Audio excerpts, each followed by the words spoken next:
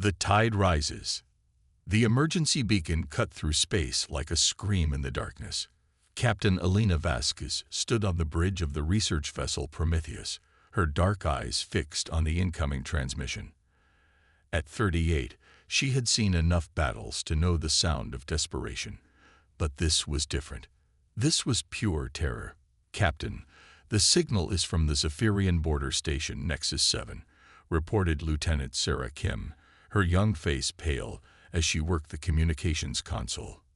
"The transmission is disturbing." Elena's jaw tightened. The Zephyrians had been humanity's closest allies for over a decade, sharing technology and defending trade routes together. Their crystalline ships were among the most advanced in the galaxy, nearly indestructible. Nearly. "Put it through," Elena commanded.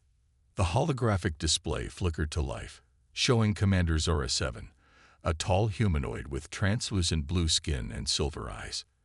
But where Zara usually appeared calm and composed, now her form shimmered with panic. Behind her, alarms blared and sparks flew from damaged consoles. "Human vessel, this is Nexus 7. Zara's voice crackled with static.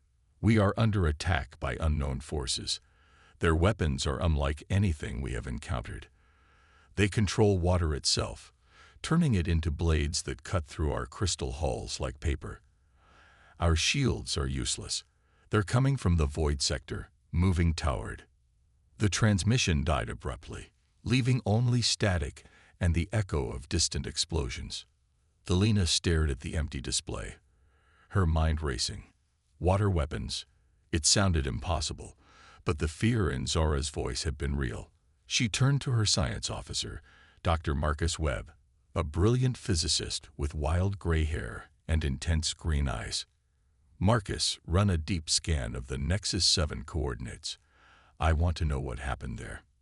Dr. Webb's fingers danced over his console, his brow furrowed in concentration. After a few tense minutes, he looked up, his face grim. "Captain, I'm reading massive energy signatures consistent with rapid molecular state changes. Water to plasma, plasma to ice, ice back to liquid. But the scale, it's enormous.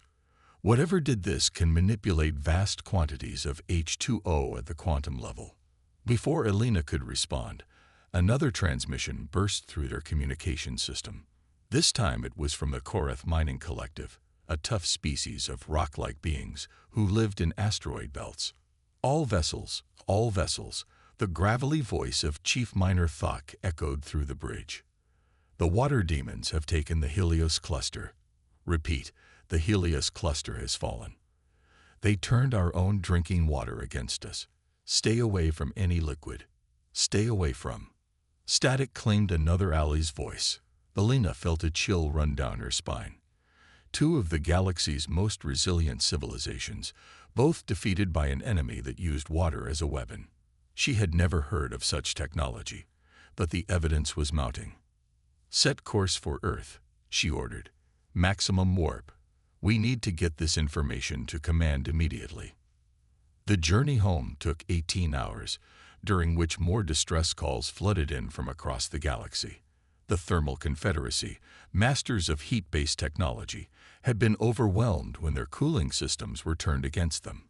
The aerial nomads, who lived in the clouds of gas giants, watched helplessly as their water vapor cities were compressed into destructive weapons. Earth Command was in chaos when Elena arrived. Admiral Chen Liu, a stern woman with silver hair and sharp features, met her at the docking bay. They had served together during the Nebula Wars, and Elena had never seen her old friend look so worried. "Elena, thank God you're here," Chen said, leading her through the bustling corridors of the orbital station.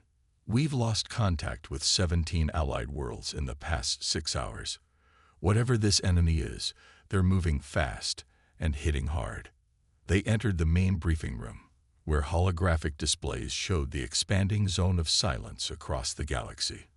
Red dots marked the last known positions of destroyed fleets and colonies, forming a pattern that made Elena's blood run cold. "They're heading toward the core systems," she observed. "Earth is directly in their path." Admiral Chen nodded grimly. Our xenobiologists are calling them the Hydro Collective. From what we can gather, they're an aquatic species that has weaponized water manipulation. Their ships are living entities, part biological, part technology.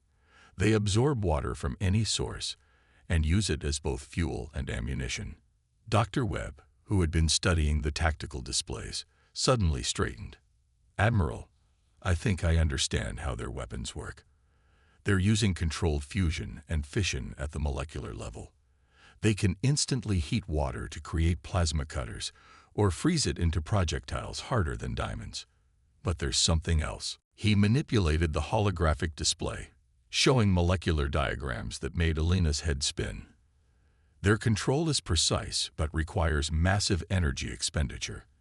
They have to maintain quantum coherence across billions of water molecules simultaneously. That kind of processing power would generate enormous heat. "What are you suggesting, Doctor?" Admiral Chen asked. "I'm suggesting they might have a weakness," Webb replied, his eyes bright with possibility.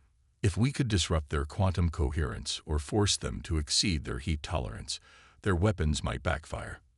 Alina studied the data, her tactical mind working through possibilities. "How much heat are we talking about?" "Theoretical calculations suggest they'd lose control at around 15,000 degrees Celsius, Webb said.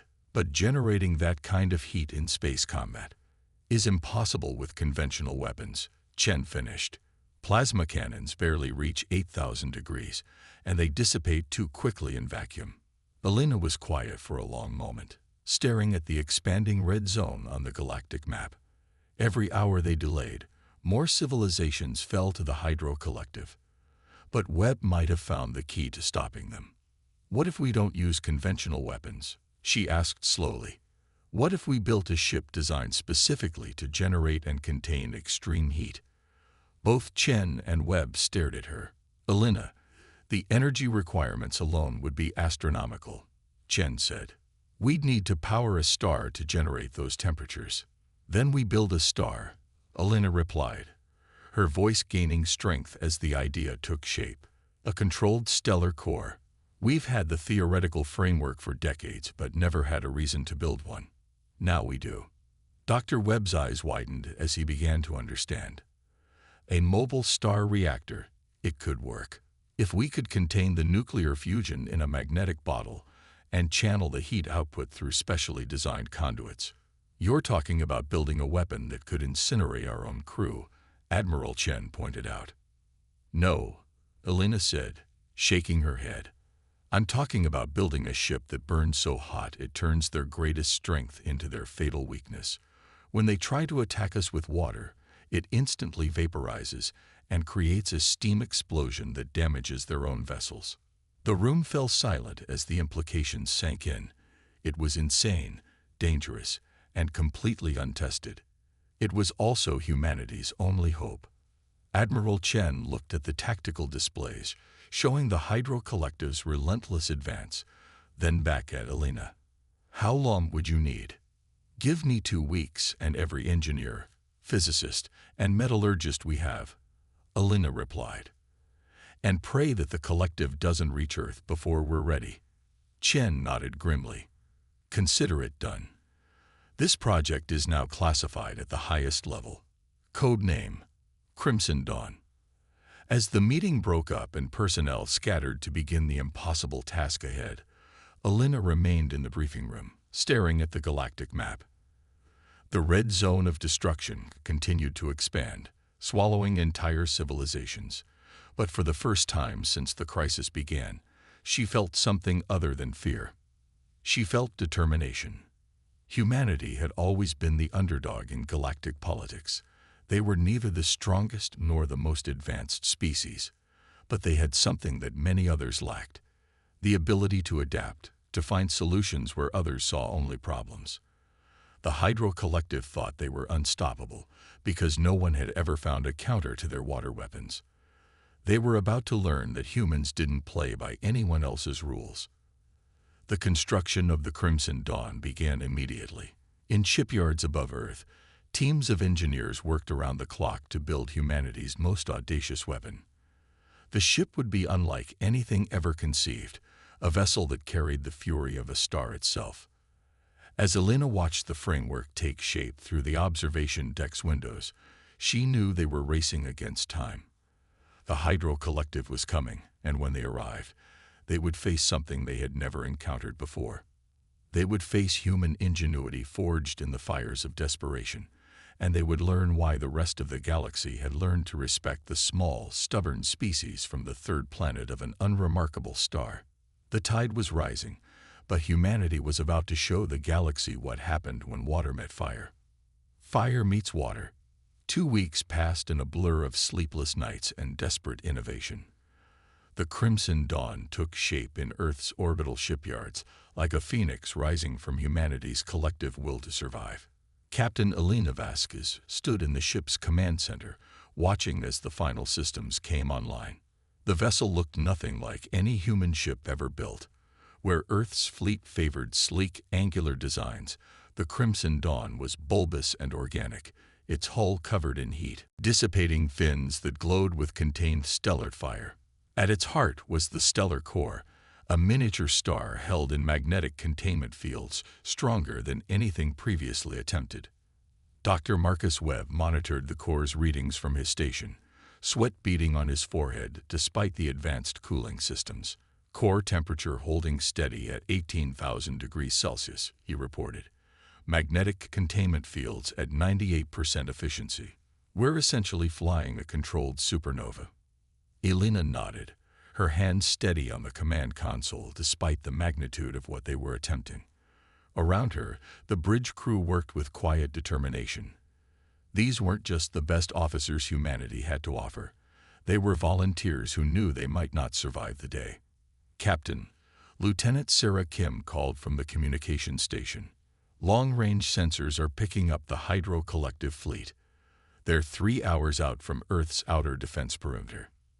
Elena's jaw tightened. The defense perimeter consisted of automated weapon platforms and a handful of conventional ships, but they all knew it would barely slow the collective down. Everything depended on the untested vessel beneath their feet. All stations, report readiness, Elena ordered. Weapons systems online, reported Commander Jake Harrison, the ship's tactical officer. A veteran of countless battles, Jake had lost his home colony to the collective's advance. His voice carried the weight of personal vengeance. Heat channeling systems are functioning. We can direct the core's energy through the forward arrays. Navigation systems operational, added the helmsman, a young officer named David Chen who had graduated at the top of his class just months before the crisis began. The ship handles differently than conventional vessels due to the core's gravitational effects, but we're compensating. Medical bay reports ready for casualty intake, came another voice. Emergency heat shields are in place. Elena took a deep breath. They were as ready as they would ever be.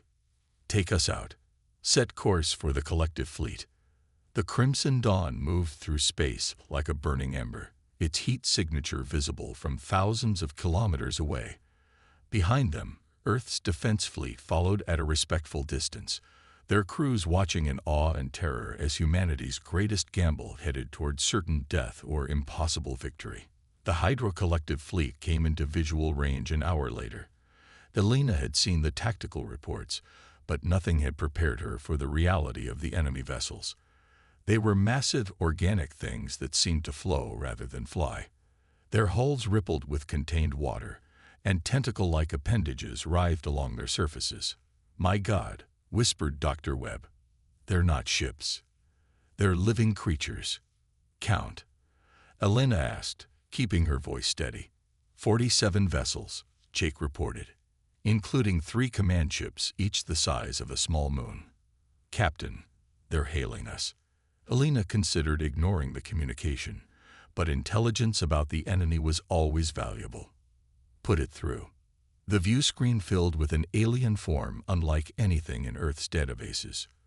The creature was aquatic, with translucent skin that revealed flowing internal organs. Multiple eyes arranged around its head focused on Elena with cold intelligence. Primitive fire wielders. The creature spoke in perfect English, its voice carrying harmonics that suggested telepathic translation. You carry a burning star in your vessel. Clever, but futile. Water quenches all fire. Water is eternal. Water is inevitable. You're about to learn something about humans, Alina replied calmly. We don't quench easily. The alien's expression shifted to what might have been amusement. Your species shows interesting defiance. We will study you as you dissolve. The communication cut off, and immediately the collective fleet began to move. The largest ships stayed back, while smaller vessels surged forward, their hulls already beginning to glow with contained hydro energy. All hands, battle stations, Alina ordered. Dr. Webb, I need maximum core output. Jake, target the lead ships. Let's show them what happens when water meets a star. The first hydro-collective vessel opened fire at extreme range. A lance of pressurized water shot toward the Crimson Dawn at tremendous velocity, the kind of attack that had shattered the hulls of a dozen Allied fleets. But this time, something different happened. The water struck the Crimson Dawn's superheated hull and instantly vaporized in a massive steam explosion. The expanding vapor cloud created a shockwave that knocked the attacking vessel off course and damaged its water manipulation systems. Direct hit on us.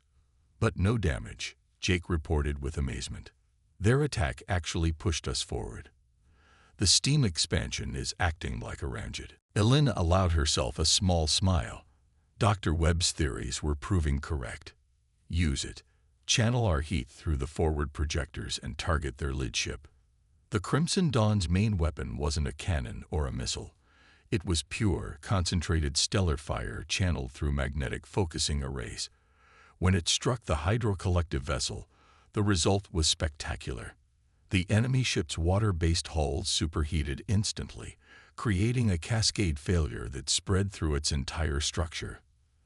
The creature ship writhed in agony as its own life-giving water became a weapon turned against it. Within seconds, it was gone, torn apart by the very element it had mastered. The collective fleet hesitated, clearly shocked by the loss of one of their vessels. In that moment of uncertainty, Alina pressed the attack. All forward, maximum heat output, she commanded. Target their formation center. The Crimson Dawn plunged into the enemy fleet like a comet, its stellar core blazing with the fury of a newborn star. Every water-based attack that struck them only made them stronger, the steam explosions propelling them forward, while their heat weapons turned the collective's own ships into expanding clouds of vapor. But the enemy adapted quickly.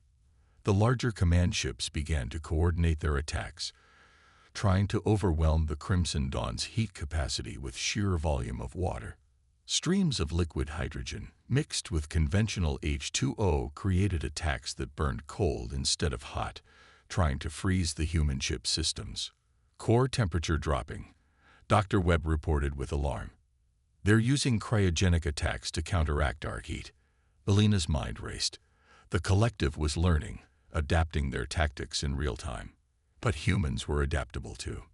Jake, I need you to target their command ships simultaneously, she ordered. We're going to use their own coordination against them. Captain, that's impossible. We can't target 3 ships at once with our current configuration. Yes, we can, Alina replied, her voice filled with sudden inspiration. Dr. Webb, can you create a controlled core breach? Something that releases heat in all directions instead of just forward. Webb's eyes widened with understanding and terror. That would essentially turn us into a bomb. We'd have maybe 30 seconds before the containment fields collapse completely. 30 seconds, Alina repeated, looking around the bridge. Enough time to take their command ships with us. The crew exchanged glances. They all knew what she was proposing. It was suicide, but it might also be victory. Captain, came a voice from the communication station. Earth Command is requesting status. Alina looked at the tactical display, showing the collective fleet beginning to regroup. More ships were arriving from the outer system, and Earth's conventional defenses were already falling back. This was their moment.